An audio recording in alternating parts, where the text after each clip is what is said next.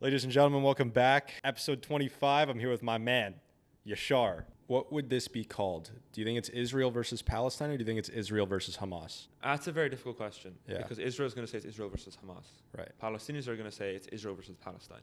But the arguments are present on both sides. Right. Where Israel says that, look, Hamas attacked us, they're a terrorist group, we're trying to attack them.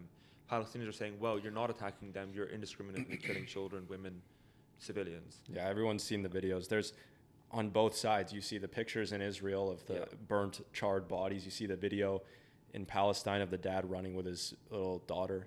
Yeah. It's horrific. Yeah. What is happening. Ladies and gentlemen, welcome back to the VoV podcast, Voices of Vic. Episode 25. I'm here with my man, Yashaar. What's going on?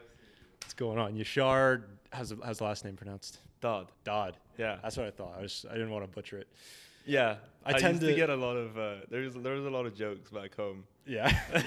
I tend to ask people the pronunciation beforehand, but it's a good way to start, just to ask you. Yeah, it sounds very similar to Dad, right? Yeah.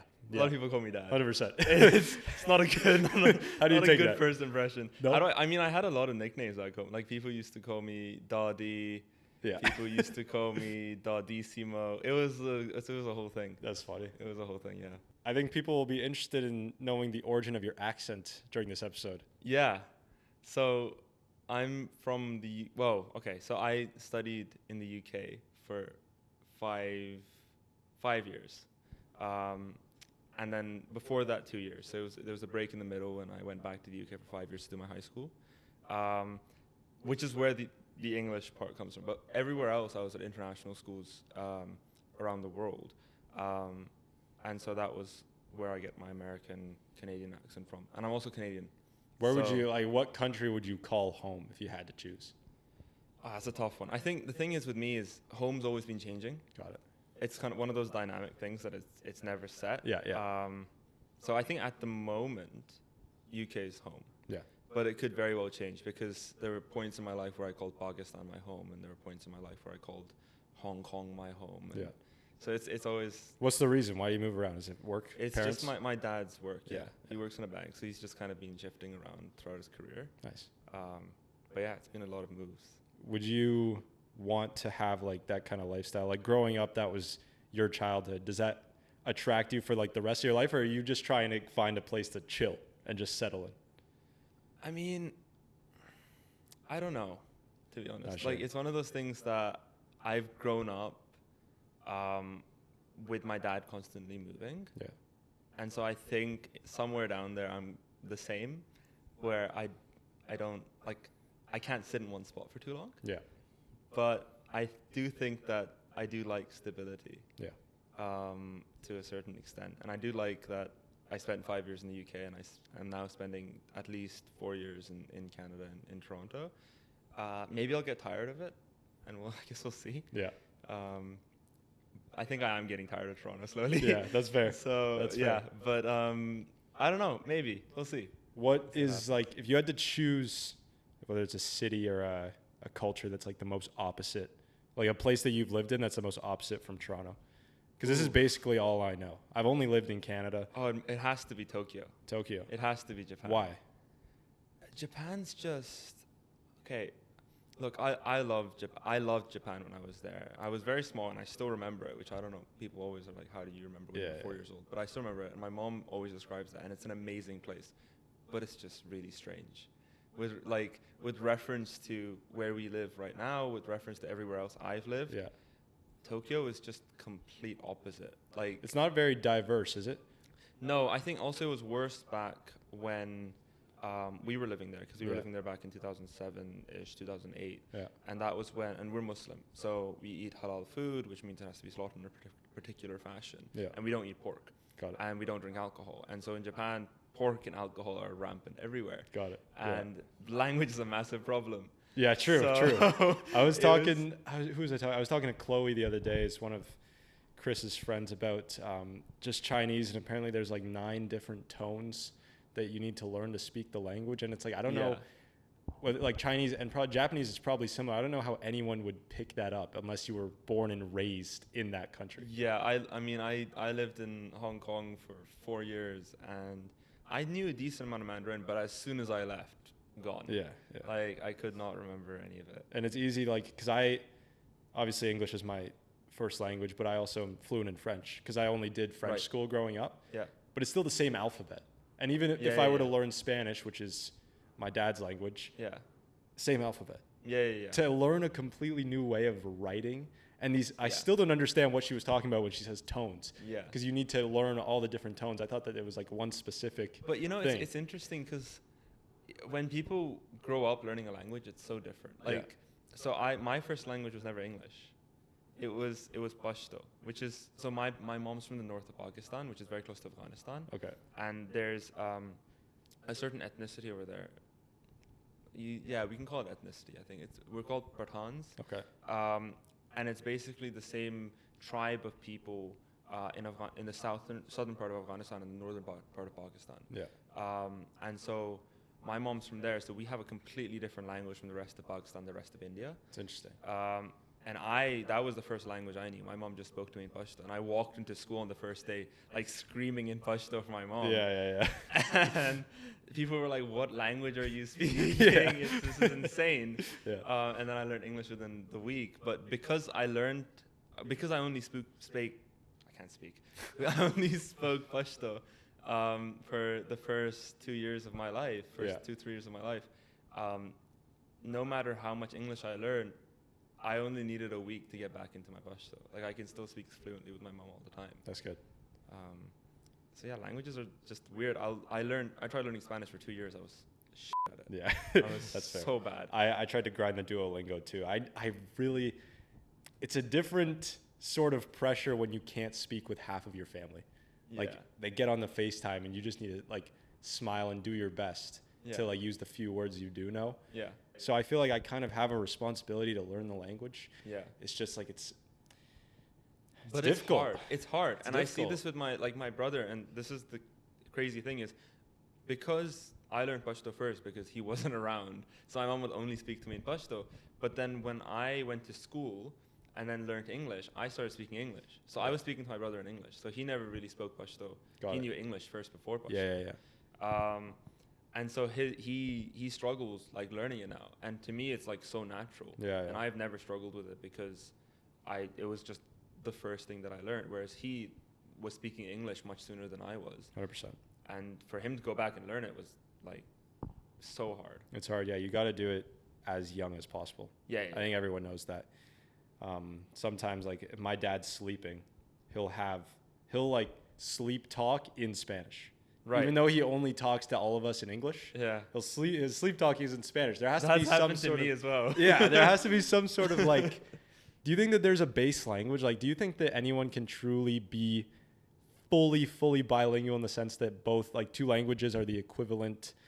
I guess they take up the same sort of storage in someone's brain, or do you think that like? Yeah. Like when I speak French, am I translating it into English in my brain? I don't know how that works. I don't know. I mean, you'd have to talk to a neuroscientist. For sure. Like, I have no idea. I'm a cellular cell in biology, right? I don't know anything about the brain. But I'd imagine that like it's very complicated. I know. Right? Yeah. It's one of those things that I think your brain has the capacity to switch in states. It's sometimes I'll be translating into English and sometimes I'll be translating into the opposite, and sometimes I won't be translating at all. It's just going to be natural. And I think your brain is so complicated and it does things so efficiently. It's the same thing as like vision, right? Yeah. Like your eyes, the way it projects the image onto the back of your retina is inverted. Right. And the brain then flips it around. It's and weird. The scientists have put goggles on people, right, which invert their vision. Yeah. And if they keep it on for long enough, your brain's going to switch it back over. Right. So then when you take the glasses off, you're looking at everything upside down. So it's one of those things that and it's so subconscious, and your brain doesn't have the capacity to like you can't understand it. So weird. It's so weird. What do you think about like the idea of having one language for the world? Oof. Practicality wise, it seems great, but I think it would take away culture, which I don't think is ever a good thing. Yeah, I mean, that's the thing is we get culture and me being someone who's lived in so many different places, like I know how much of an influence language has on culture, on society, and the way people will interact with each other. Like just like you said, tonation. Like just the way people speak has a massive influence on their language and the way they interact with each other. So as a result, you turn things into English and like or one particular language, and it takes away an entire level to a culture. Like I see it all the time when I watch, like, look at subtitles to Pakistani dramas or Pakistani like movies or anything, and they're speaking in Urdu, and you're like, this translation makes no sense. Like it's the direct opposite of what they're trying to say. They're not even grasping what they're trying to get at here. And so I think it's one of those things that technically English has become, at least for the last, because of colonialism, for the last 50 odd years, if not more, 100 odd years, English has been like the unanimous like language mostly of the world, right? I don't think that's going to necessarily change too much in our lifetime, right? But I do think that if we get rid of languages as a whole, you're going to be left with a massive problem. I agree. I agree. So that's, there's clearly, I think everyone is aware that there would be negatives to that. Something I was talking about with a friend months ago, it was in the summer. I think that this is just a complete side topic, but I think that racism could be solved. I think the majority of racism comes from a language barrier, which, like, let's just take the Canadian context, for example. A lot of immigrants from the Middle East, and I went to high school where a lot of my friends were all Middle Eastern. So it's great when you're young, you can get along with everyone, but the older generations, I think that not only obviously the cultural barrier, but I think that the fact that you can't even communicate your ideas to each other is a huge barrier. I wonder if everyone was fluent in the same language, whether it's you learn, I don't want to mispronounce your language. What is it? Pashto. Pashto? Yeah, Pashto, Urdu, Whether you learn that or whether you learn English, I think that the ability to actually be able to transmit your ideas exactly how you mean them into someone else's brain is very important. And I think you're right. Like, inherently, language barriers create fear. Any kind of barrier creates fear. Like the way unknown. The unknown. The way that, since we're children, if you think about what is fear, it's literally what we don't know. Why are we scared of scary things? Why are we scared of spiders or snakes? Why are you scared of the dark? Because you can't see. Because you can't see anything, right? When you remove a sense or you remove a layer of knowledge to any particular entity, you're going to instill fear to it. And when you can't understand the other party, and that, I think you see that a lot with the whole, when you look back at the early 2000s, post 9/11, the entire propaganda that was taking place, where and it was up till Trump, right, about how the Arab culture is so different from American culture, and how, and it comes from a place of the language is so different. The language sounds so different. It sounds scary. Like all the villains in like 1990s, 1980s like films are gonna be like Arab, and it was the same thing that happened, with a lot of other races and a lot of different cultures. Right, anything that's unfamiliar, is going to be something different, for sure, and scary, for sure. And it's definitely a global issue too. I think that, I don't know if this is true for other countries. I just know that here we can get caught up with a lot of the racial divides, whether ethnic divides, but this stuff is happening all over the world, which is, it's just interesting to see how one, like the human race, talking about races, but I mean like the human race all of us can have that same struggle. Like it's, how is it natural? It's just unfamiliar. It's because you don't know. The unknown. And that's where divide, and that's where, as you said, racism, and that's where Islamophobia and anti-Semitism and everything comes into play. It's because when you put up barriers in place, and language being one of those barriers, inherently will result in those things, right? For sure. And I think it's an unfortunate reality, and it's inevitable in certain cases. But there are things we can do to limit those. I think certain places make it more susceptible to happening. There's going to be, and I think the more isolated a certain community is over time, the more likely it is for someone to be scared by something different, right? And you see that a lot in rural America. You see it a lot in rural Canada, where you get a population of people that looks different or appears different or sounds different, and immediately people go, oh, they're foreign, they're bad, we don't want them here. Right. And that's a natural, instinctive human response. Yeah. And the way that you deal with that is by normalizing it.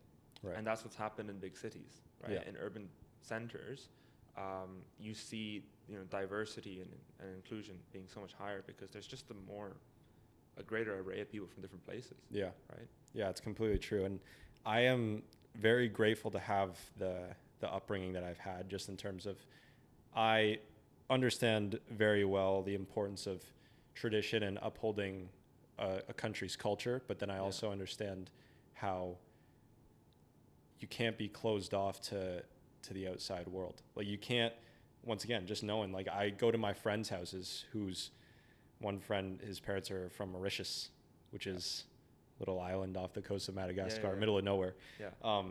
And you just see how, like, the culture is, I don't know how anyone could sense harm, because there's good people all over the world. Everyone's, I think instinctively, naturally, the majority of people are good. Yeah.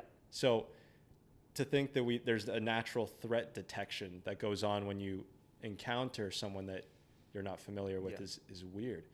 And how do you balance that? Because, like, I think it is important, once again, to uphold culture, because that is a problem. Like, if Canada has its culture, but then it's good to have other cultures come in and we learn about it. Yeah. But how do you keep a country's culture while also learning and appreciating others?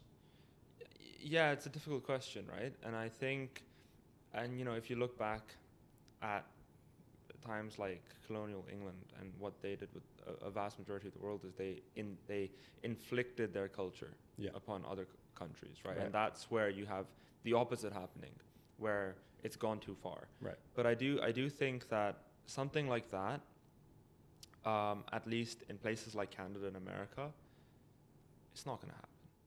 Right? You're not going to get an immigrant or a refugee population of any kind, really, that will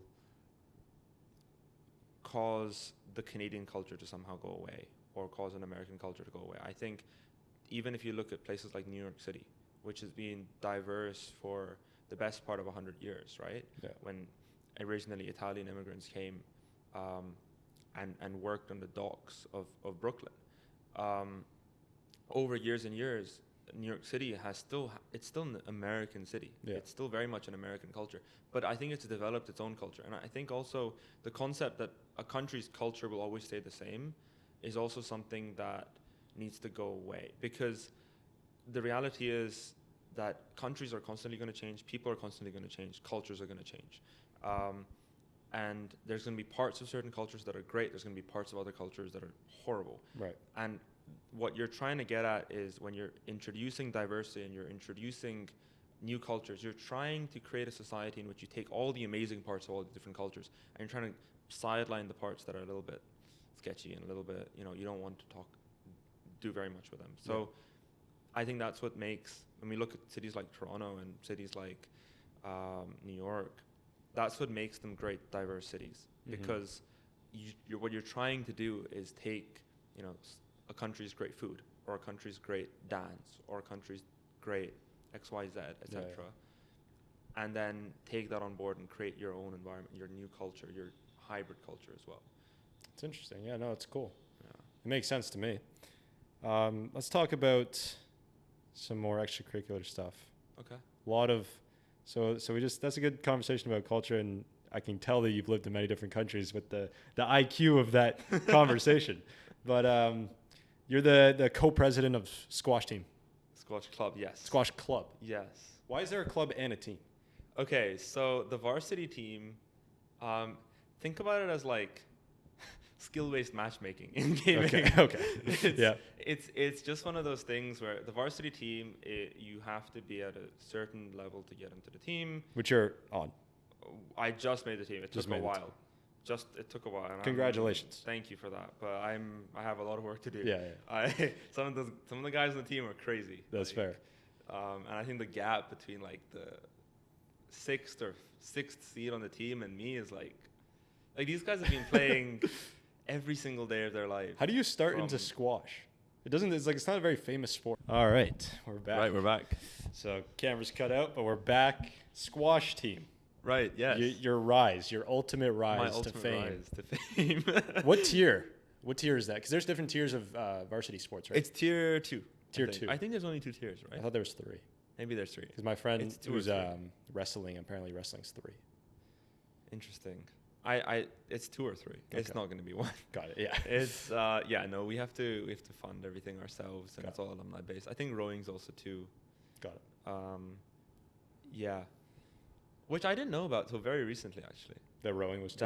That there was a tier system. Oh yeah. Yeah. I mean, it does make sense. It does make sense now that I think about it. When you compare the basketball team to the pom team, yeah, there have to be a little bit of different investment there. Yeah, I exactly. think, right? Or even the fencing team compared to, the football team or the soccer team. Hockey. Right? Hockey. Yeah. But anyway, sorry. So how's your progression been? Like, what's the latest? Okay. Well, so I tried out for varsity last year. Yeah. I didn't make it because the team was insane. And keep in mind, these guys have played every single day since the age of 12. Like, most of these guys have gone through the junior leagues. I think our seed 1 could very easily play for Canada. At one point, we had Mike McHugh, who has played for Canada. Got it.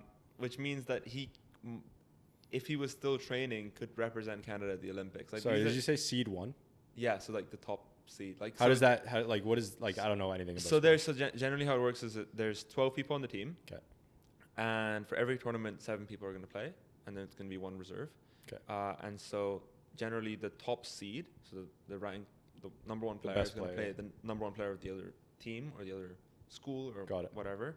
And then it's going to go all the way down to seed 7. So seed 7 versus seed 7, seed 6 versus seed 6. Yeah. And that's just to make sure it's fair, so that you're not like going seed 1 against seed 7, right? Right. Like you want it to be like good games. How do you? So wait, does like the coach choose the seed? Yeah, so it's gonna be coaches, but generally speaking, it's just gonna be based on matches. Like you'll play matches internally. And how do you win? Like the whole game.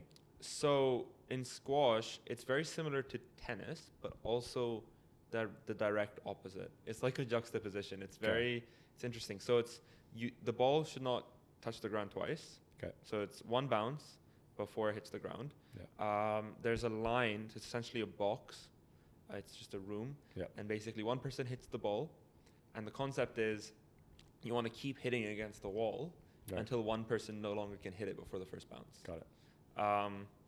That's a very generic broadscape kind of idea. But I mean, like, if you're playing on teams, where it's like 1 versus 1, 2 versus 2, like does if 1 beats 1, is that more valuable than 2 beating 2? No, so it's all equally weighted, which is why they put the seeds in order. Interesting. So if generally whichever team wins the most games out of 7 is going to win. Got it. Okay, I understand. So like, what if you're strategic? I guess that doesn't make any sense. I was gonna say if you just paired like your best guy, but you called him seed 7, but like that does happen, but it's illegal. Oh, okay. Like Okay. It's like, and it'll also be like the tournament organizers will very easily be able to tell who's a seed 1, who's a seed 7. And like, I guess they have your record or your match. Yeah, record, and so we have Club Locker, which is a squash specific thing, and basically it's dependent on your rankings, who you've been playing, and it's basically like anybody above a 5 is very, very, very good, and anybody above a 6 is insane. Yeah, like the top players in Canada are going to be like a 7. So then now that you're on this team, like how is your training and like practice improved? Like not only with the skill of the sport, but like do you work out? How do you train for squash? Well, we have 4 times a week training. Okay. Generally speaking, we have practice from 7 to 9 p.m. every day. Yeah. And you get a lot of squash specific drills. A lot of it is just drilling. Because it's a room, people often think that it's it's an easy sport because the ball is just going to come within like 5 paces of the middle of the court. But the reality is, yes, if you sprint 5 paces, you'll get there really fast. But then you have a wall in front of you. Yeah. So you can't sprint in a squash court because you're going to run into the walls. Right. And then if you run into a wall, you're never going to get to the other side of the court in time to actually hit the ball back. So you get specific movement drills. You need to be really precise in the way you move, in how low you get, because essentially it's a game of scooping the ball up, whereas tennis is a game of hitting the ball from over the net, because you're trying to get the ball to dip over the net, whereas in squash you're trying to pick the ball up and chip it up almost. Got it. And slice the ball a lot. So it's a lot of movement practice. There's something in squash called ghosting, which I did yesterday, and I could barely walk after, and it's essentially just like extreme movement drills. Yeah. I got my ass whooped yesterday by these guys. I was in so much pain. Yeah. My heart rate has never gone that high up. I was on the verge of vomiting. It was so bad. That's good though. It's good that you're surrounded by these higher skill guys. It's the only way you improve, right? It's insane. Like, these guys are not even breaking a sweat, and I was there like seeing stars. And I was like, dude, how are you doing this? So it's insanely good cardiovascularly for your fitness. That's good. But yeah, and surprisingly, squash, you need a lot of solo practice. Yeah. So a lot of the practice you do is just sitting in a court by yourself and just hitting the ball straight, and you'll do it for hours. Yeah. And just like my dad growing up used to tell me that when he used to be training and he used to be playing back home and used to be with his coach, his coach said 100 shots. I want 100 shots to the back of the court, and I'm not letting you leave until it's finished. Yeah, that's cool. That's cool. And not only obviously that would apply to squash, but no matter what goal you want to accomplish, the best way and the fastest way, I think, to get to that point is to surround yourself with people with the same goal. Yeah. So I started working out because all the people on my floor in Margad went to the gym. Was I going to be the only one who didn't go to the gym? I got to start going now if all these guys are going, right? Because they're going to be strong. I can't be surrounded with strong people and be weak. Yeah. I think that's just natural for anything you want. If you want to get better grades, you find people who are just obsessed with studying and just mastering the content of the courses. So, and I think that's where the club comes in play. So that's why it goes back to, Let's talk about that. where we were differentiating between the team itself and the club. And did you start it? No. The club has been around for a long time. Okay. And it's been growing to a point where now we have like 300 plus, 350 members. Wow. And it's a surprisingly big club. We have like a exec team of like 7 people, but it's open to everybody. Anybody can come play whenever they want. And it's just a social place for people to like work on their squash. And again, back to that same thing about having the same idea or the same goal, just to get better at their squash, to have fun, and it's just a really great environment. So it's 2 things that are very different related to the same sport. The varsity sessions are like super intense, super concentrated. Like it's like hardcore business, and then it's nice to have the club on the side as well, which is a really great social aspect. A little bit more social, right? Yeah. That's cool. How do people join that? Well, we have a WhatsApp group, we have an Instagram. You literally just use the sign up link and you join, and then you come on Thursdays and you have a hit with us. Perfect. And then usually we'll do some events, we'll organize things, but generally I like to think of the squash club as less of a club and more of a society. Like it's a place where basically you're going to be just surrounded by a bunch of friends immediately when you walk in. Like, and the really cool thing about Squash Club, which I don't think many clubs at UofT has, is the age gap in like the people. Like, there's people who go to Squash Club and they'll be like well into their careers, if not going out of their careers, almost retiring, and they're just old alumni or professors or people who teach at different faculties. And then you'll get people like myself who are undergrads, and you'll get people who are doctors and people practicing at the medical school. And so you'll get like this huge variety of people who are like part of this club. Shout out to my co-presidents, Leo and Rishi and Sean. Sean is in Rotman. Leo is a gynecologist. Okay, nice. And Rishi is a computer engineer. Yeah. So one's doing a master's, one's doing an MD, PhD, one's doing an undergrad. So there you go. Who's undergrad? Sean. Yeah. Okay. I wasn't sure. I know a Rishi. I wasn't know if that was the same one, but no. Yeah. No, that's awesome. That's really cool. So is that like, if you're not at school, can we assume you're at squash? Usually, yes. Okay, cool. Usually. Awesome. Yeah, my friends used to make a lot of fun of me because they used to be like, Yashaar, where are you at? And I was just like, squash. And at some points they were just like, okay, he's at squash. Like it's just automatic. And my friends I have way too much energy sometimes. Like Fair. It goes to a point where I get a buildup of energy and then I'll get frustrated because I can't dispense it. Yeah. And it happens to me a lot during midterms. Like it happened to me this last week because I had like 3 midterms. Yeah. And I hadn't played squash in like five days. And I just needed to get it out. Absolutely. And last night I was like on the verge of fainting. I was like, this is where I need to be Yeah. all the time, because otherwise I don't have like I just have way too much energy. The same thing with the gym. I can physically, I've gone to the point where I can physically feel myself becoming weaker after like 3 or 4 days of not going. Yeah. And it's terrible. Yeah. It's awful. So like, that, like I feel like anyone who wants to start going to the gym, that would be the dream state. Any time that you truly want to achieve anything, that's another thing you could talk about is do it so much that you feel the effects of not doing it. Yeah. You know what I mean? Yeah, 100%. So it's 100%. It's cool. Become reliant on it. Yeah. Yeah. Literally. But yeah, no, it's not drugs. Don't do drugs, Not kids. drugs. Clearly not drugs. This is a sport and working out. We're all about health here. Yeah. So that's good. Dive into more serious topics. Yes. I wanted to ask you about the biggest world news at the moment that I've seen a lot of talk about, just from students alone. I did a poll. I should get the numbers on that. You know what? Before we dive in, I'm going to go get my phone, just check the numbers on this poll I did. Yeah. I'll turn these off so they have a bit of time to cool, and then we'll jump into it because it is an interesting stat I wanted to tell you. Cool.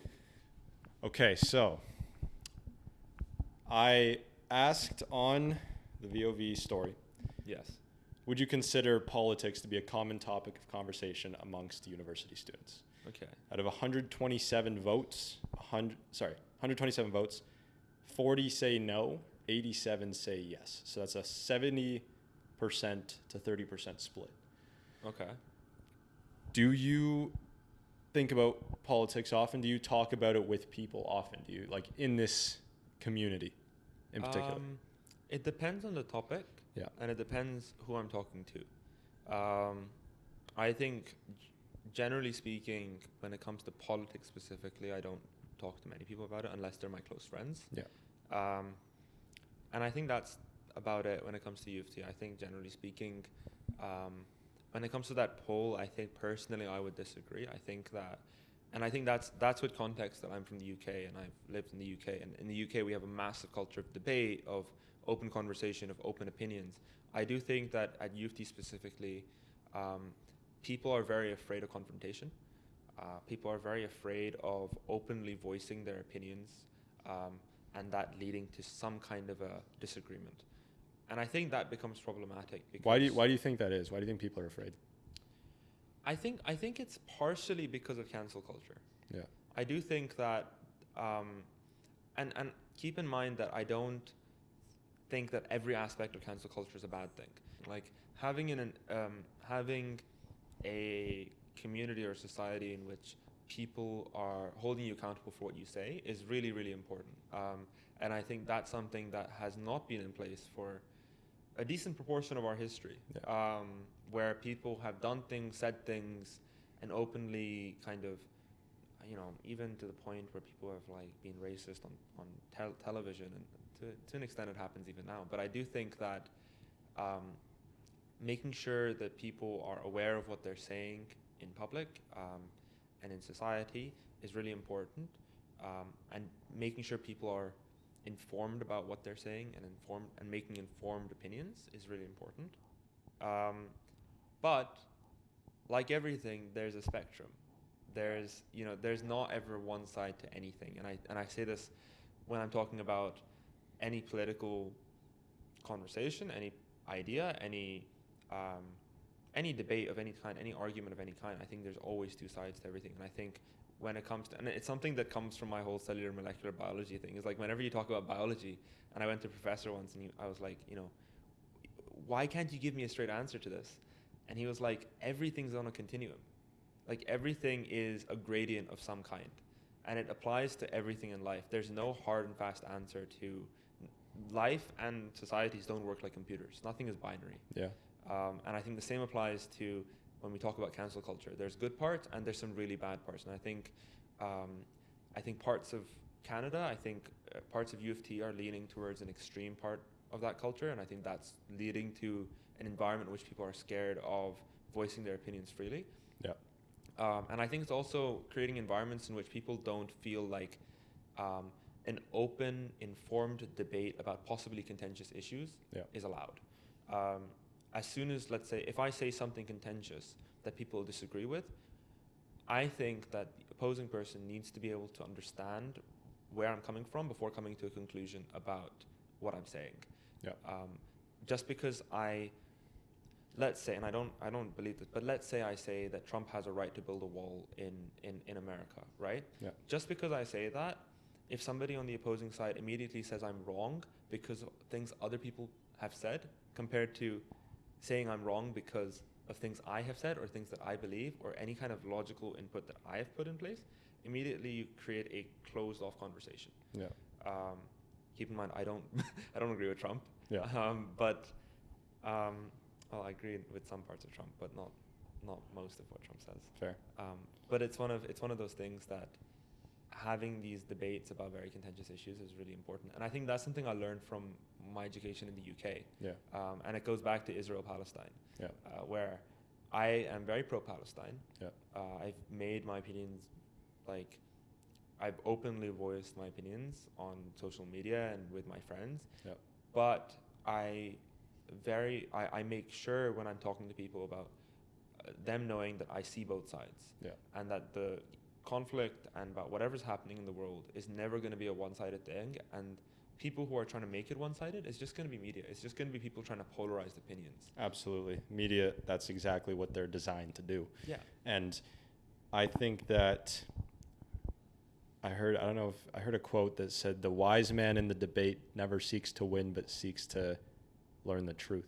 So yeah, like if you're going into a debate, and it's, once again, it's good to you need to do your best to convince other people of what you believe. But if you're closed off to the point where you can't at least try to interpret and listen to their argument and digest it, like, especially if it's a new argument, sure, if you've heard the same argument and someone else repeats it and you have all the logic for why you can debunk that argument, that's fine. But I think anytime that you're listening to new ideas, it's going to improve your arsenal of debate, right? Yeah. It's going to improve the arguments that you can come into the next conversation with, if you can truly aim for truth in all circumstances. And sometimes even the same ideas will have entirely different logical bases behind them. Yeah.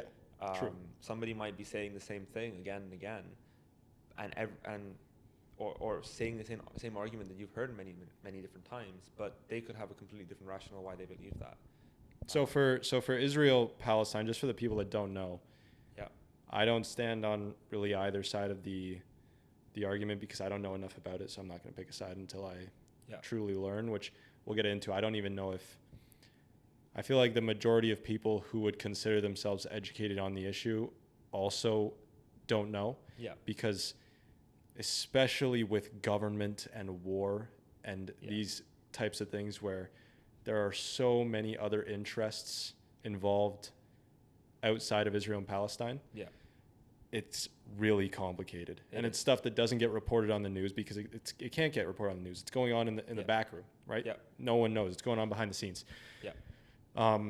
But just, could you give a brief surface layer 2-minute kind of explanation of why everything's going down, just for the people who don't know anything about the issue?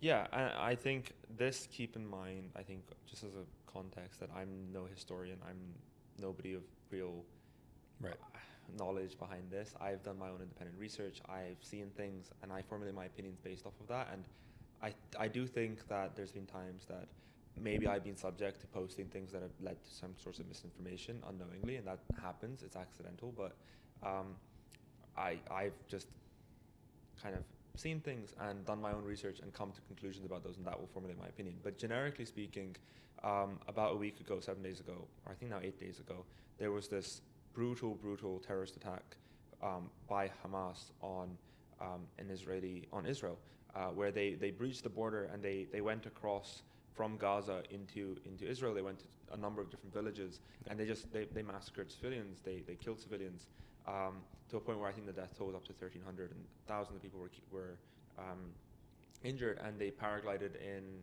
using paragliders, and they shot rockets. And this was like a multi-pronged offensive that was extremely organized. And keep in mind that Hamas has been labeled as a terrorist organization, and they're a horrible entity, right? And in response to this, Israel, being a superior military power and having a very harsh line on Hamas and always taking a harsh tone on Gaza, historically, went forward and they started a bombing campaign. And I think the quotation was that Netanyahu said that we're going to turn Gaza into rubble. And usually majority of the Western powers provided backing for Israel, a lot of backing for Israel, out of self-defense. And that's understandable to an extent, right? Because a country to defend itself against a terrorist organization is fair enough when you see it at a surface level. And now what's been happening is that bombardment, that blockade has lasted for, since then, like 7 days. I think it's now the figures are, it's like 5,000 bombs have been dropped on Gaza. There's been a shortage of water, electricity, food, and medical supplies. No humanitarian aid can enter, and people can't leave.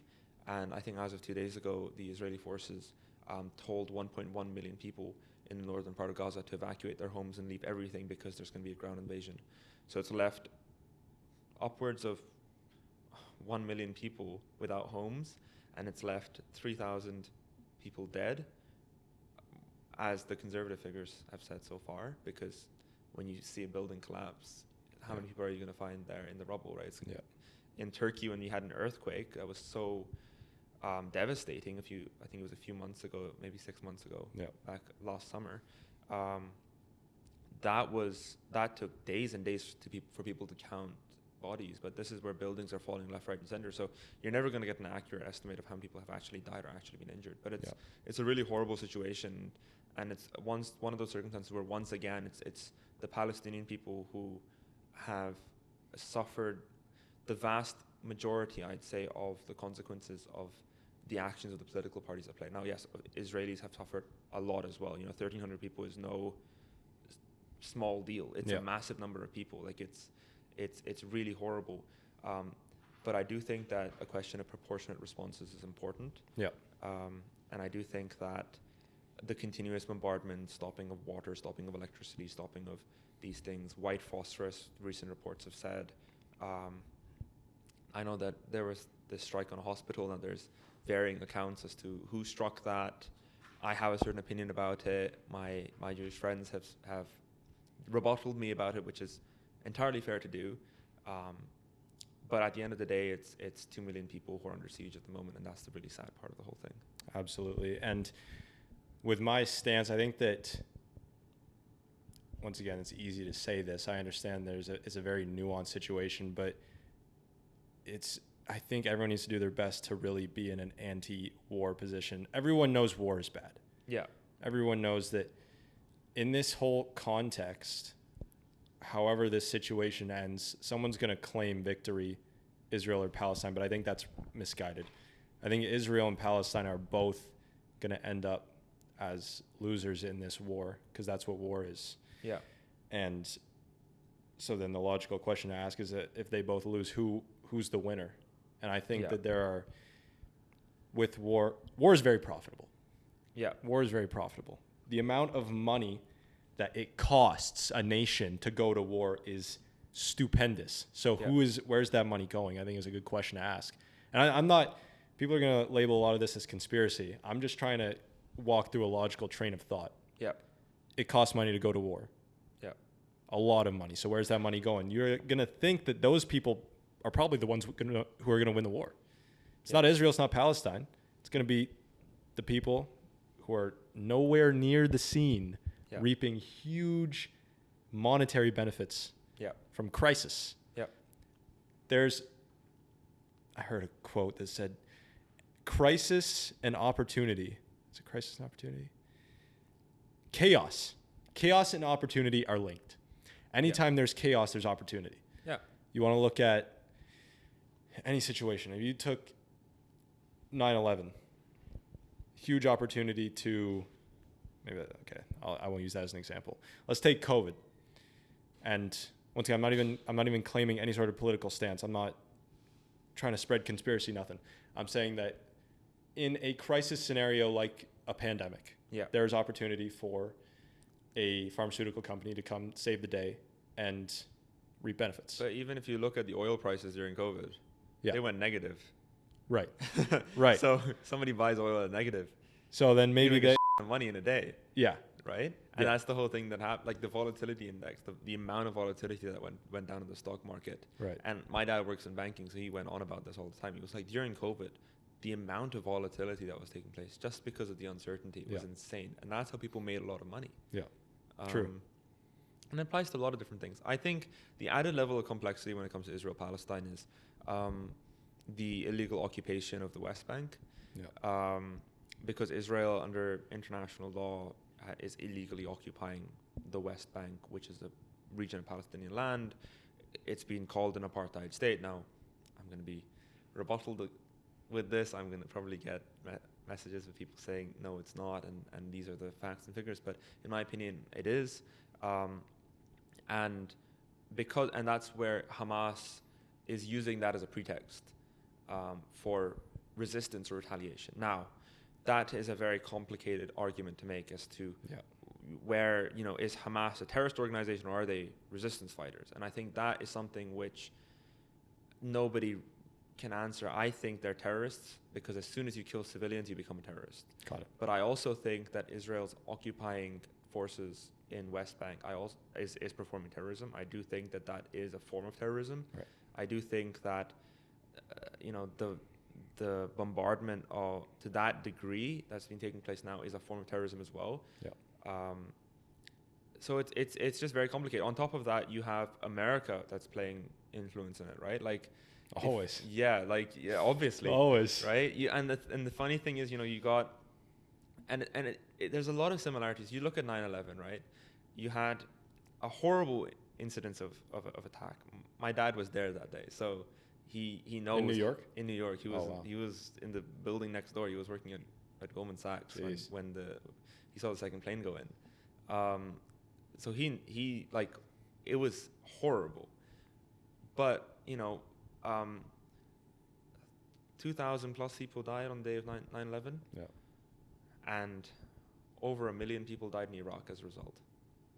Crazy. Right? And it's that true? Yeah. Oh wow. In Iraq, there's over 1 million people and counting that have died because of the war in Iraq. And that was because of weapons of mass destruction. Keep in mind that the plane that went into the Twin Towers did not have Iraqis on it. The suicide bombers were not Iraqi. They were majority Saudi Arabian, and there was a Pakistani on there. So the pretext for a war in Iraq now, unanimously, most people say the Iraq war should not have happened. Why did it happen? Well, because of oil. Got it. Right? So then wait, is this, so you say that, sorry, the terrorists were Saudi and Pakistan? Yeah. Like, is that confirmed fact? Yeah. Okay, No. okay. So this is all historically people have. So then in the time, does that mean that they were saying it was Iraq in the time? At the time, they were saying Iraq has weapons of mass destruction, and so we're going to go in and we're going to get rid of this regime that is a threat to the United States security. Got it. Right? And everybody on the bandwagon of 9/11 terrorists went forward and supported that. But now in the U.S., like, people have outrightly gone. Like, there was this massively viral clip of a U.S. soldier sitting in an interview or a press conference of I forget which it was either, I think it was Bush, and he was doing a press conference of some kind, and this American soldier says, you killed my friends in Iraq, you killed 1 million Iraqis, and there were no weapons of mass destruction. And it's one of those things that political powers can play people so well throughout history. And it's I think I see a huge correlation in the same way. Like Israel has been calling this recent attack as the 9/11 of Israel. Right. And I think that if you look back at the history of 9/11, if you look at the history of America and what happened after 9/11, do you think that the collective punishment of all Iraqis was deserved after 9/11? The answer is no. Right. Do you think the collective punishment of people in Palestine is deserved after an attack on Israeli population? The answer is still no. Mm-hmm. Do you think that this is, like, what would this be called? Do you think it's Israel versus Palestine, or do you think it's Israel versus Hamas? That's a very difficult question. Yeah. Because Israel is going to say it's Israel versus Hamas. Right. Palestinians are going to say it's Israel versus Palestine. Right. The arguments on both sides, I'm going to lean towards one, but the arguments are present on both sides. Right. Where Israel says that, look, Hamas attacked us, they're a terrorist group, we're trying to attack them. Palestinians are saying, well, you're not attacking them, you're indiscriminately killing children, women, civilians. Yeah, everyone's seen the videos. There's on both sides. You see the pictures in Israel of the burnt, charred bodies. You see the video in Palestine of the dad running with his little daughter. Yeah, it's horrific. Yeah, what is happening, and like it's easy to get caught up in the phonetics of it. Yeah, as someone who, that's the thing, is that I feel like most people nowadays understand that the news lies. Yeah, I think because it's so clear to me that anything they put on the mainstream outlets, mainstream media, is, I'm not going to say it's a lie, whether it's a direct lie or it's a lie by omission, meaning they're negating some of the truth and they're not including some parts of the story. Yeah. So let's just think of, nobody even knows the source of any information anymore, whether it's on the internet or it's on the news. You get some face on CNN or Fox telling you information that a writer gave to him, that a director put on the screen. The director got the information from his manager in New York, and New York got his information from some guy on the ground in Israel, maybe. Like, nobody even knows where this stuff's coming from. Yeah. You just hear it from faces talking to you on a screen. So the reason that, once again, I talk about the idea that Israel's losing and Palestine is losing, someone has to be winning. And also the idea that there's, if we take the mainstream media facts as we know that there's missing information, this isn't the complete story. Why would the mainstream media, okay, here's a perfect example. My boss doesn't tell me the profit margins that our company makes. Yeah. Right? When I work at a concrete yard, if my boss isn't going to tell me the profit margins of the business, I don't know why anyone would expect the most powerful nations in the world to tell randoms about the truth of one of the biggest wars of, I'd say, the 21st century. Of course. So I think if you can take that as fact, you know that there's missing details. Now you need to just tie the pieces together of what's missing. Generally speaking, I like to say that if the U.S. supports a certain action, the correct thing to do is the opposite. Interesting. Okay, so that's an extremely hot take. That's an extremely hot take. Sometimes, and that's an American, by the way. Yeah, no, so, for sure. Sometimes I'd say sometimes that's true, but I don't know about all the time. Sometimes it might be. Yeah, I think generally, I think the U.S. Is responsible for a lot that has happened in the last 50 years. If you look at the Taliban, they were created by the U.S. because the CIA funded a small group of people, and it's interesting because those same people are Pathans. Like, that's, and going full circle back to me and where I'm from and my culture, and those people are the same people as me. Yeah. They're from the same area. We're divided by a border, but they're the same people. Yeah. And they live in the middle of mountains, and they are easily brainwashed. And all the Americans did was they came and said, oh, look, those Russians, they're atheists. We're Christians. So we're people of the book. They're not. We'll give you weapons and machinery. Why don't you go kill them? Right. And they did that. And then you leave a bunch of people with weapons who have now fundamentalistic ideas and ideologies about religion. And suddenly you're going to create a monster. Yeah. And then you got the Taliban, that then America went in and bombed the hell out of Afghanistan for 10 odd years and then pulled out. What was the benefit of that? The Taliban are still there. Right. Just a bunch of people died. A bunch of Americans died. Right. But everyone was like, yeah, America, go fight war. Taliban bad. And you just got a bunch of... So that's where my opinion about America comes in, is that generally speaking, the side America's on is generally the wrong side. Interesting take. I know that to be the most powerful country in the world, you have to cheat. Yeah. Because, I mean, every country in the world cheats. I think that every country, I'd say that the top 20 most powerful countries all are probably to a degree corrupt. Because that's what it takes to be powerful in this day and age. You can't follow the rules. Yeah. It's impossible. Yeah. And there's a lot of deception that goes on. Yeah. What was I going to say? Another interesting thing to talk about is Israel's intelligence agency, Mossad, which is apparently one of the biggest best agencies ranked on like the top 3 of so many lists in the world. Yeah. We're university students. It's a funny conversation to have. Like, we don't know anything about the truth of what's going on. Like, we can do as much educating as we have access to. Yeah. Once again, just to remind everyone out there. Yeah. How old are you? I'm 20.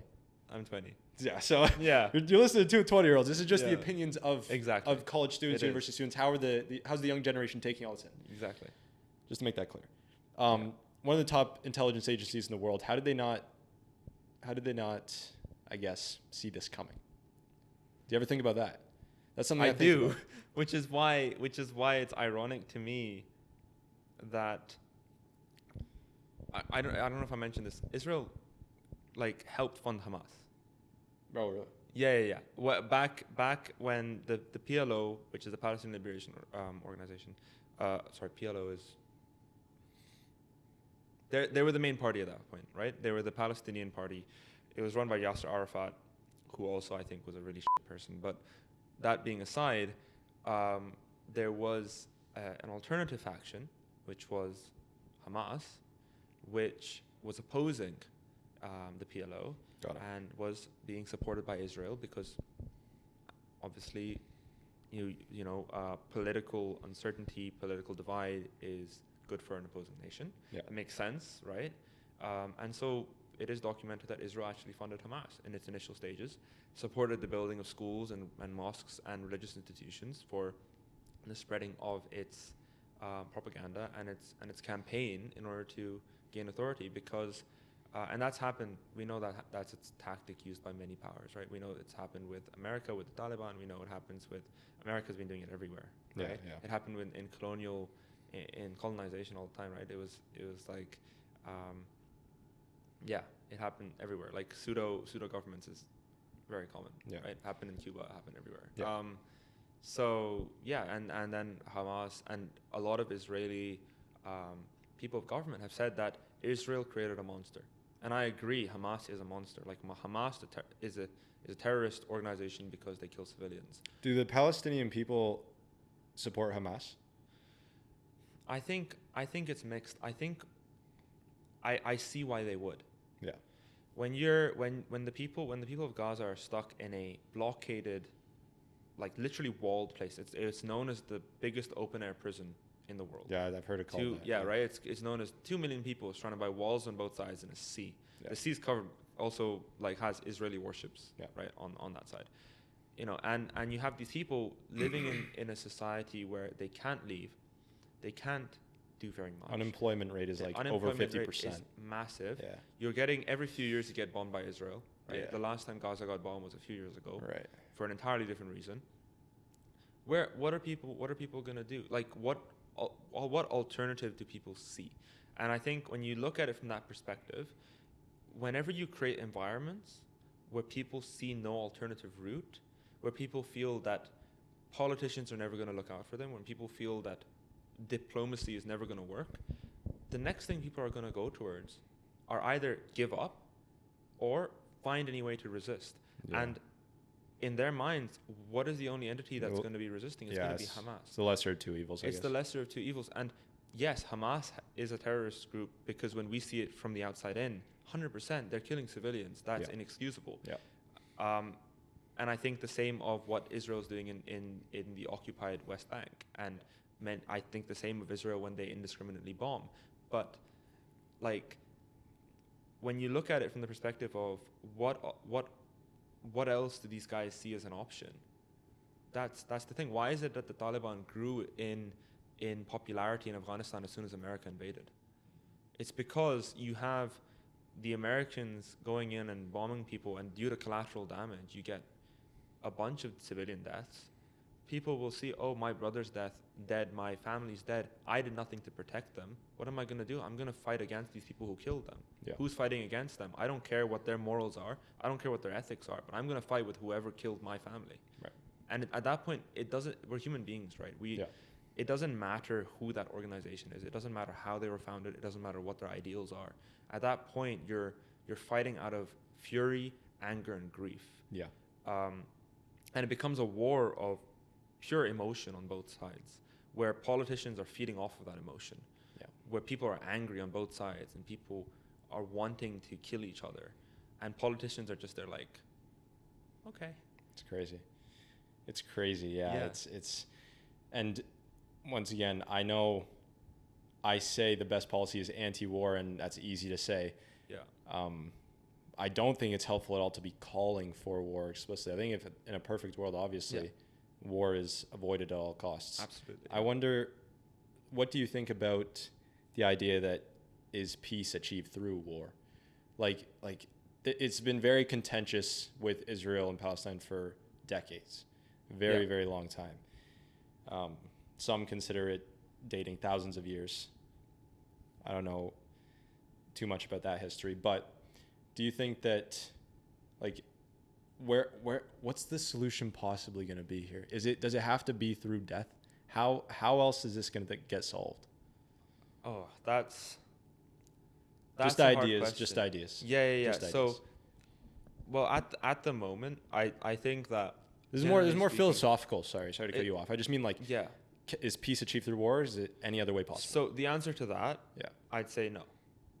Peace can never be achieved through war. Yeah. Never will be, never has. If you look at all the way back to World War I, right? Yes, the Germans started the whole thing. But what happened after that, right? You got Germany becoming extraordinarily economically deprived because of the reparations they had to pay to the West, which led to a number of things, which essentially led to, including the Great Depression, economically, Germany was horrible, which led to right-wing ideology, led to extremism, right? Because obviously bad conditions and horrible times will lead to extremism, leading to the Nazi Party, leading to World War II, so another war initiated by the original war. Then, after World War II, you got... This is actually leading to, you could tie that together to Israel-Palestine. Yeah. Because that's what happens. I mean, that's like the origin, right, of Israel, is that after World War II, the Jewish people wanted to find a land. Yeah. Once again, not saying any opinions on that. I'm just saying, like, it's all connected. It is, and back to a lot of my Jewish friends quote the 7-Day War when the Arab countries invaded into Israel, and then Israel fought back and then won a bunch of extra land over. Like, that's the same thing. More wars will never stop wars. Wars will never cause peace. And that's the irony of it, in a sense, and also a vicious cycle where, yes, you have a right to resist. Yes, an eye for an eye is a thing. But I also believe an eye for an eye.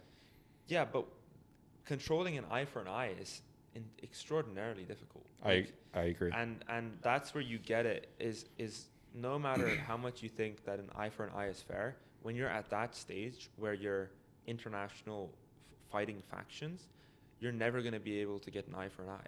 Yeah. It's never going to be possible. Yes, let's say somebody kills my brother and you want to go kill that person. That might be an eye for an eye. But when we're looking at one military power and one terrorist organization, you're never going to get an eye for an eye. Yeah. And that's my point. It's too complicated. It's way too complicated. And that's why I'm at this time pro-Palestinian and pro-Palestine, because yes, it's horrible. 1,300 people were killed. 1,300 plus people were killed in Israel. It's catastrophic. But that was 7 days ago. It's catastrophic that 3,000 people in Gaza were killed. That might have been yesterday. But the key thing is, right now, as we speak, there are still bombs that are going off in Gaza at this moment. There are still people who are dying. There's going to be another, maybe a few thousand people, if not more, going to die in the next week, in the next month. If Netanyahu is right and he wants to turn Gaza into rubble, he's going to displace 2 million people. And the reason that I am pro-Palestine is not because I'm anti-Semitic or anti-Israel necessarily. It's because, there's an ongoing thing where one party is at the edge of the sword, or is under fire at the moment, and you want to stand with the people who are undergoing the humanitarian crisis. I see. And that's kind of where I stand on the whole thing. And I do agree that at some point somebody needs to stop, right? Because after this, all you're going to do is you're going to incite more hatred. Right. And then Hamas is only going to get stronger, right? And Hamas is then going to grow, and it's going to fight back even more. Like, this is something that's been going on for decades. So if let's say the powers flipped, because once again, that's an interesting point you make about needing to stand with the people who need support the most, like who are under fire. Yeah. If the power's flipped, and let's say now Hamas is the stronger force, which I don't see that happening, but I mean, like, let's say in an imaginary world, Hamas can overpower the Israeli military. Yeah. And they do. And now Israel is in the position that Palestine is in now. Yeah. Would you stand with Israel in that scenario? Yeah, absolutely. Yeah. 100%. If Israelis were dying today, Yeah. because of, like, if Israelis were dying more than Palestinians right now, Yeah. if Israel was the one that had its borders blockaded off, if Israel was the one that didn't have water or food or electricity or humanitarian aid or fuel or medicine, 100%, absolutely. So yeah, you say you're pro-Palestine, but I understand just like the logic of, I don't even think it has anything to do with Israel-Palestine. I think if you said country A, country B, here are the circumstances, you would just, you'd still go with Palestine or country B, whatever you want to call it. Exactly. It's interesting to talk about. And I think the reason why this becomes so much more complicated again is because of the layers to it. And it's very easy to just look at a surface level and just say, this is what's happening right now. There is so much history to this. Is a conflict that's been going on for decades and decades. Yeah. That's why in high school, I think I talked about more politics than I do in university, which is strange. I feel like people tend to talk about politics more often as they age, but I've kind of veered off from that just because as I get older, I start to understand how much of a tangled mess all of this stuff is. Yeah. It's like, that's the thing, is I try not to express any serious opinions about which side is right. Yeah. Because to be truly educated, you need to know a lot. Yeah. 2 hours on a YouTube video is not enough. No. 2 weeks reading is still not enough. You need years of knowledge that you acquire, and it's very dodgy. Another thing, this is another thing I was thinking about, is why was I thinking about this? Oh, with as I was talking about the media, I think that there's an interesting philosophical idea I was pondering the other day, which was that I believe that all knowledge is never learnt. Knowledge is rarely learnt and usually believed. So what I mean by that is people educate themselves. Still at full battery there. Just making sure. People educate themselves. People read. People do research, watch videos, video evidence, whatever it is. Yeah. I consider that knowledge through belief, not all knowledge through real acquisition. I think that, just the majority. Let's take. I just finished a book on evolution. Okay. Great book. I love talking about evolution. Evolution's awesome. Yeah. And I have an interesting take on that. I completely believe in evolution. Yeah. I don't think that it disproves God, but I do believe in evolution. So there's my interesting take. Okay. But as I read this book, yes, they show me all of the fossil records. Yeah. They give sound logical points of why evolution can be true. Yeah. They show graphs, they show numbers, stats, all of this stuff. Yeah. Plenty of examples, which has led me to believe in evolution. I don't think that is enough to tell me I know evolution. It's a funny example. I'm not God. I didn't actually visualize the evolution. I didn't see the evolution. I'm looking at evidence, and I'm taking the evidence into consideration, and I say, I believe in this. Yeah. We believe that the earth rotates around the sun. We believe that the earth is round. Yeah. Me and you have never gone out to space to see if the earth is round. Yeah. We believe this stuff. Yeah. So you can't actually know these things. Most of knowledge is belief. It's not actual knowledge. It goes back to the philosophical discussion of what is objectivity. We had this discussion in Vic 1 about what is objectivity, what is scientific objectivity. The concept that we come up with hypotheses, and inherently that makes our experiments biased, right? Because we're trying to prove something that we're predicting. And inherently what that means is that you can never really get objectivity. There's no such thing as absolute objectivity. The same way there's no such thing as absolute truth. Because you can, and if you think of absolute truth as a black box, you can understand as much as you want about the black box, but you're never going to really see inside of it. It's the same concept. You can, through science, through our five senses, through whatever kind of evidence we can provide ourselves with, we can convince ourselves, and we can use that evidence to come up with logical hypotheses or logical inferences. Yeah. But the reality is, we're never going to know if the table over there is flat, or if the couch you're sitting on is purple, or that's just the figment of what we're seeing, and the neurons that are firing at this exact moment that tells us that this couch is purple, or when we touch the table we see that it's flat. Those are sensory inputs. It doesn't mean it's absolute truth. It just means based off of the evidence we're provided, that for us is truth. So there's a key distinction between what's truth for us and what's absolute truth. And making that distinction is basically, as long as you're a human being, you're always going to be inherently at risk of making miscalculations, inherently at risk of not being right. No matter how right you think you could be, you're never going to be like 100% right. The same way that people thought that the sun revolved around the earth and were convinced about this for years, right? And then Copernicus came up and said, no, actually, everything revolves around the sun. Crazy. And the same way that, like, throughout scientific history, people have gone and said, no, you're wrong. And I think that's the beauty of it, is what's the fun in knowing absolute truth? True. It's pointless, and there'd be no conversation. There'd be no debate. It's just everyone boring. would just have it's just all facts. It's just horrible. Like, it's crazy. I don't want to know if this table's flat. Seems pretty flat to me, but who knows? I know. I'd prefer convincing myself that it's flat by looking at it or feeling it, compared to just, oh yeah, table, it's flat. Right. Absolutely. So yeah. It's been a very good conversation. I would love to continue this. The cameras are at 9% battery. So there's a few other things. We'll wrap up with just one last conversation. I wanted to even read the letter that the president sent out about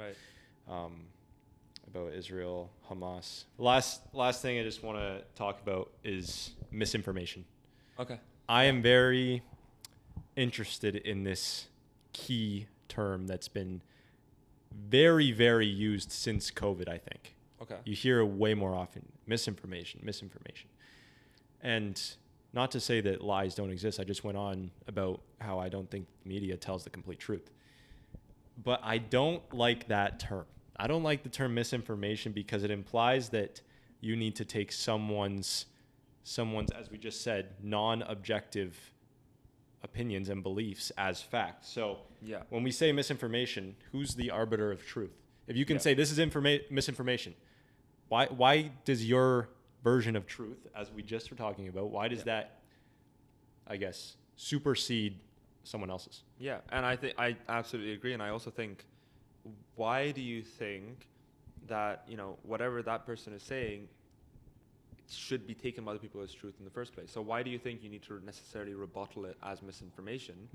Because inherently, if you're saying, okay, we need to tag this post as misinformation, you're inherently saying that person thinks of this as truth, and therefore people will be convinced by this. And therefore I need to say, no, that's wrong because my truth is better than yours. The reality is neither of you know what the truth is. Exactly. I do think that misinformation with COVID was important. In terms of, I think it was important to identify misinformation, because when it comes to things like healthcare and like people at the beginning of COVID just said it didn't exist. Right. And so I think that can be dangerous, because what that means is, when it comes to virology, when you don't think something exists, you inherently become a vector for that disease. Right. And that's dangerous when it comes to virology, because then you can spread it to however many other people. I think with COVID it was like 3 or 4 people, right? And that's where misinformation becomes dangerous, because now you have people who don't want to wear masks and this and that. Even with COVID, though, is that, obviously saying that it doesn't exist as a disease itself is ridiculous, but there were other things that were being labeled as misinformation that seemed more just ideological or political disagreements. Yeah, and that's where you have to draw a line. Like, misinformation, it's fine as tagging it as misinformation, as long as that is an important label. Like, that's the thing. That how do you decide? But that's the thing is, exactly. How do you decide? Now, I do have the opinion that when it comes to scientific, I do think that science as a whole, as a scientist myself, I do think science is probably the closest we get to what we can think of as truth. Fair. Right? When it comes to historically reviewing sources and all this and that, that's much more complicated. But when we come to science, I do think that's the closest we're going to get to truth. And when scientific sources that have been peer reviewed and that have gone through sequential reviews from multiple different people who have been studying the concept and the literature for years and years and years, are saying that something is the closest we're going to get to truth, then I think you trying to rebuttal it with an opinion is problematic. Interesting. But that being said, I do think that unanimously labeling everything as misinformation is in itself problematic. It's again a continuum, right? It's a balance between the two. Yes, saying that I'm not going to wear a mask during COVID is problematic because you're going to spread it to other people. But a person having an opinion about taking a vaccine, maybe not the first one. The first one I think was important because that was a point in time when we had to limit the rate of the spread of the virus. But a person saying maybe I don't want to take the third booster or the fourth booster, fair enough. Like that's even this, like, and I'm not saying I disagree. I'm saying that even this is somewhat opinion oriented. Yeah. Because once again, I'm thinking that you're saying that the public health of the nation is more important than your individual, I guess, decision to not want to take a vaccine, which is a fair assessment. Yeah. I'm not trying to say that you're wrong for thinking that. I'm just saying that it's opinion. Yeah. So how do you say that, like, if someone doesn't want to take the vaccine and you think that it's better for them to take the vaccine, it's more just like, it's a difference of where your beliefs lie. It is a difference of belief. I do think it's complicated, right? It's super philosophical. It's super philosophical, and it takes much more than two 20-year-olds just talking about absolutely it, right? With a dying camera. With a dying camera. Yeah. And obviously that is a great caveat. I do think that when a country is in an emergency state where you have a pandemic spreading throughout, I do think that making collective decisions for a population can be important, because the way that vaccines work is the vast majority of people have to be immunized in order for it to be effective. Right. And we saw that with COVID, right? As soon as you hit a 90% vaccination rate, COVID died. Or it was like 95%, and then it was a second booster of 60%, and then COVID started weaning off. But I think as soon as you're out of that emergency state, I think then you really need to think about why you're forcing people to do certain things. Like, I do think that when it came to universities in Canada requiring like the boosters or like the third boosters, or there was all this kind of stuff, I think that was excessive. Yeah, that's fair. And it's interesting to talk about, and it's philosophical. I still think it is kind of interesting just to see where different people's priorities lie. It's a little mind warping. It's like, and it's one of those things where you draw the line, and it applies to everything, right? Because it's the debate between quantification and qualification. Like, there's a quantifiable like variable, and you can alternatively just associate, like, for example, if you look at colors, right? You can look at red, green, purple, blue. That's a association of a particular color, right? But if you want to quantify that color, you're going to look at the specific bandwidth of that particular color. So the question is, when it comes to science as well, how do you provide a limit and a statistical limit on, like, where do we draw boundaries? And that's where statistics comes in, right? Well, we'll leave the audience to think about that one. Yeah. Israel, Hamas, covered some good cultural conversation at the start. Yeah. Talked about squash. If you want to join that, make sure to hit it up. Ended with COVID. All over the place. Every Thursday. There you go. 5 to 7 p.m. What's the account? It's at UTSG Squash, I believe. There you go. Hit it up. Thank you for coming on. Thank you very much for having me. Appreciate it. Pleasure. Great episode. This might be the longest episode of all time. Oh, really? So you might hold that record. Oh, wow. It's been a great conversation, though. Yeah. It's been awesome. Everybody, thank you for watching VoV Podcast. Follow on Instagram at Voices of Vic. Subscribe to the channel for more of these interviews. We got some interesting projects coming up. Yashaar, great guest, holds the record for longest episode on the show, which is incredible. Once again, thank you for coming on. Thank you for having me. Check out Squash and subscribe to the channel. Like the video, like the interview. It was great. And we will see you next Sunday, every Sunday for VoV podcast. All right. Awesome. See you guys later. Peace out.